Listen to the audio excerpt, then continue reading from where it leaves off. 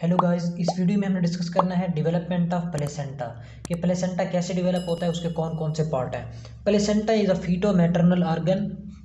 Feto maternal organ से नाम से ज़ाहिर है कि ये जो है दो तरह के इसमें पार्ट्स होते हैं। एक होता है फीटल पार्ट और दूसरा होता है मैटरनल पार्ट। जो फीटल पार्ट बन रहा होता है वो डेवलप हो रहा होता है विलस कोरियान के थ्रू, यानी कि जो विलस कोरियान होता है वो प्लेसेंटा का फीटल पार्ट बनाता है। जो मैटरनल पार्ट होता है, हमें अभी डेसिडुआ की टाइप्स पढ़ी, डेसिडुआ बेज़ेलिस। जो डेसिडुआ बेज़ेलिस होता है वो इसका पार्ट होता है मैटरनल पार्ट। तो ये इसमें दो पार्ट्स हो गए, फीटो मैटरनल ऑर्गन है, एक होता है फीटल पार्ट जो विलस कोरियान होता है, मैटरनल पार्ट जो कि डेसिडुआ बेज़ेलिस होता है। अब इसमें देखते हैं कि प्लेसेंटा डेवलप कैसे होता है।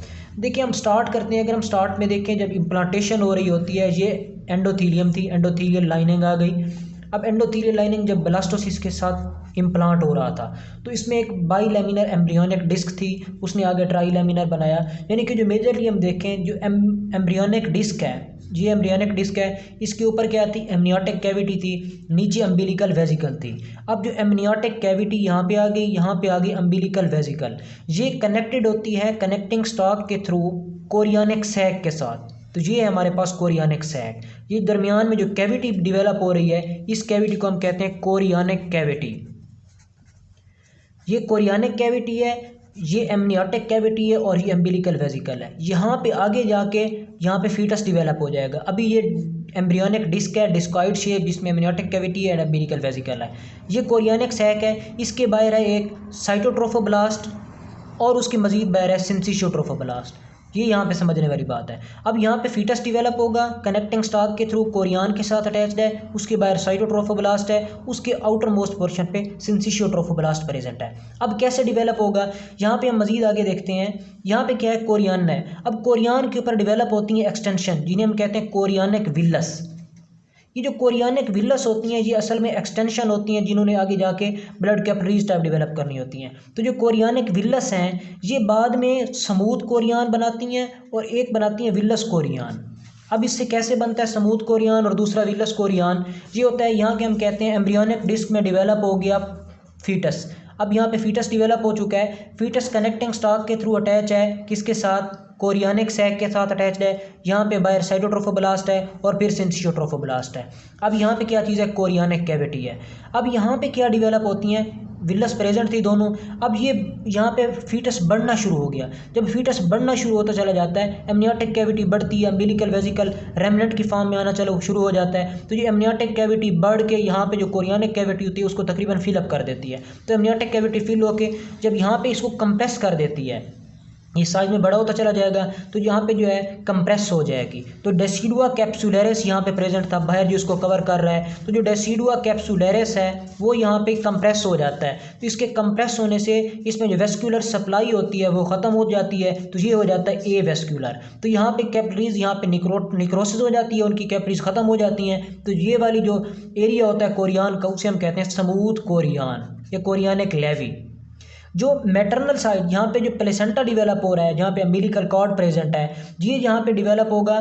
प्लेसेंटा चूँकि बनना है, तो जो उसका फीटल पार्ट है, यहाँ पे जो कोरियान होता है, उस कोरियान में विलस ख़त्म नहीं होते, विलाई ख़त्म नहीं होते, बल्कि वो और ब्रांच हो जाते हैं और परफ्यूजन कर देते हैं। इसे हम कहते हैं विलस कोरियान और कोरियान फ्रंडोजम, विलस कोरियान। अब ये जो विलस कोरियान है, ये असल में बना रहा होता है foetal part of the placenta. तो ये बन गया फीटल पार्ट। दूसरा है मैटरनल पार्ट, जो बना रहा है डेसिडुआ बेज़ेलिस। अब डेसिडुआ बेज़ेलिस कैसे डेवलप होता है, हम इसको थोड़ा सा और व्यू में देखते हैं। किस तरह कि यहाँ पे हमारे पास फीटस की मैं ग्राफ सी डायग्राम बना रहा हूँ। यहाँ पे इस तरह फीटस है, यहाँ पे अम्बिलिकल कॉर्ड है। अब अम्बिलिकल कॉर्ड ने आगे यहाँ पे कोरियानिक प्लेट के साथ, ये अम्बिलिकल कॉर्ड यहाँ पे कोरियानिक प्लेट के साथ जुड़ा हुआ है, तो ये हमारे पास है कोरियानिक प्लेट। ये अम्बिलिकल कॉर्ड है, यहाँ पे कोरियानिक प्लेट है। अब कोरियानिक प्लेट से हमने कहा था कि यहाँ पे निकलते हैं विलस। कौन कौन से विलस, यहाँ पे पहला होता है स्टेम विलस, जो ब्रांच नहीं होता। स्टेम विलस आगे करता है ब्रांचिंग, इसे हम कहते हैं ब्रांच्ड विलस। स्टेम विलस से बन गया ब्रांच विलस। ये बहुत सारे जो है विलाई डेवलप हो रहे हैं, यहाँ पे ये इस तरह के ब्रांच विलस आ जाते हैं। ये स्टेम विलस, ये ब्रांच विलस, इनमें आगे कैपिलरीज करती हैं, वो हम प्लेसेंटल सर्कुलेशन में देखते हैं। आगे कौन सा यहाँ पे पार्ट है, वो है डेसिडुआ बेज़ेलिस। अब ये डेसिडुआ बेज़ेलिस यहाँ पे पड़ा हुआ है, ये एंडोमेट्रियम का पार्ट है, उसके बाहर होती है मायोमेट्रियम। ये मायोमेट्रियम है, ये एंडोमेट्रियम है। अब एंडोमेट्रियम की जो लाइनिंग थी हमने कहा था डेसिडुआ बेसिलस वाला पार्ट होता है जो maternal part of the placenta बना रहा है, तो ये हो गया डेसिडुआ बेसिलस, ये यहाँ पे डेवलप हो गया।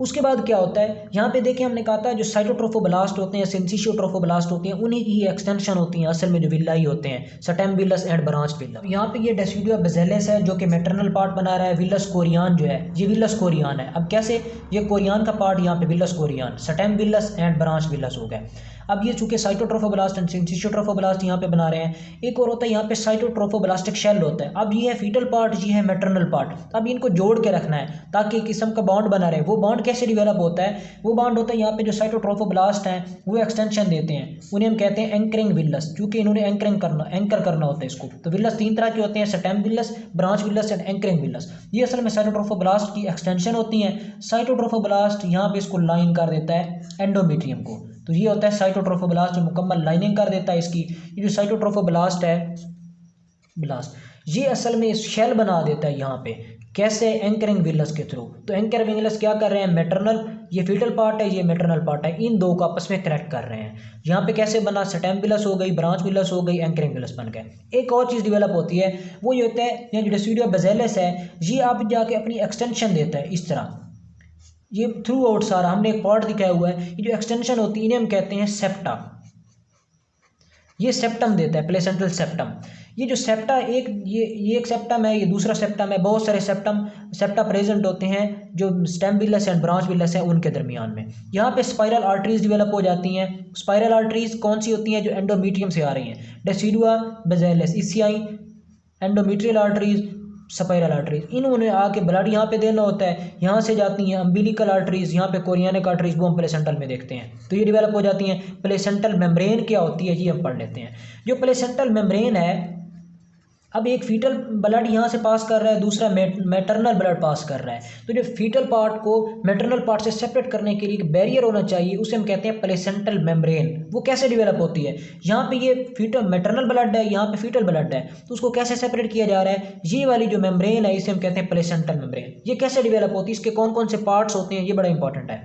यहाँ पे डेवलप हो रहा है स्टेम विलस, यहाँ पे आगे ब्रांच विलस बना रहा है, हम इसको थोड़ा बड़ा करके दिखाते हैं। यहाँ पे ये ब्रांचिंग है इसकी, ये कौन सा पार्ट है, हम कहते हैं ये है सिंसिशियोट्रोफोब्लास्ट, बाहर वाला पार्ट। इनसाइड होता है साइटोट्रोफोब्लास्ट, तो एक पार्ट बन गया सिंसिशियोट्रोफोब्लास्ट, दूसरा पार्ट बन गया साइटोट्रोफोब्लास्ट, तीसरा पार्ट एंडोथीलियल आर्टरीज जो आ रही थी इसमें कैपिलरीज आ रही थी, कैपिलरीज की जो एंडोथीलियम होती है वो इसका एक थर्ड लेयर होती है, उसके बाद होता है कनेक्टिव टिश्यू, वो चौथी लेयर होती है। तो थर्ड लेयर इसमें बन जाती है कनेक्टिव टिश्यू की, जो चौथी लेयर डेवलप हो रही है वो है एंडोथीलियम ऑफ द आर्टरी। तो ये इसमें चार जो हैं एक तरह के बैरियर होते हैं, वॉल्स होती हैं जो प्लेसेंटल मेम्ब्रेन बनाते हैं, प्लेसेंटल बैरियर बना रहे होते हैं। तो एक हो गई इसमें साइटोट्रोफोब्लास्ट, उसके बाद सिंसिशियोट्रोफोब्लास्ट, जिस तरह एंडोथीलियम और उसके साथ कनेक्टिव टिश्यू, ये चार होते हैं प्लेसेंटल बैरियर 20th वीक से पहले पहले। जो गेस्टेशन का 20th वीक होता है उससे पहले पहले होते हैं। 20th वीक के बाद चूंकि जो फीटस है उसको ज़्यादा ब्लड चाहिए होता है, तो जो बैरियर है उसको कम करना चाहिए। बैरियर कम हो के किस में रिड्यूस हो जाता है, उसमें जस्ट सिंसिशियोट्रोफोब्लास्ट रह जाते हैं और एंडोथीलियम रह जाता है। कनेक्टिव टिश्यू और जो साइटोट्रोफोब्लास्ट है वो खत्म हो जाते हैं, ब्लड फ्लो उसमें ज़्यादा हो जाता है, तो प्लेसेंटल सर्कुलेशन को एकोमोडेट कर लिया जाता है। ये हम इसको मजीद भी इसका कंसेप्ट जो है आगे जाके देखते हैं कि किस तरह प्लेसेंटल सर्कुलेशन होती है, maternal circulation and foetal circulation.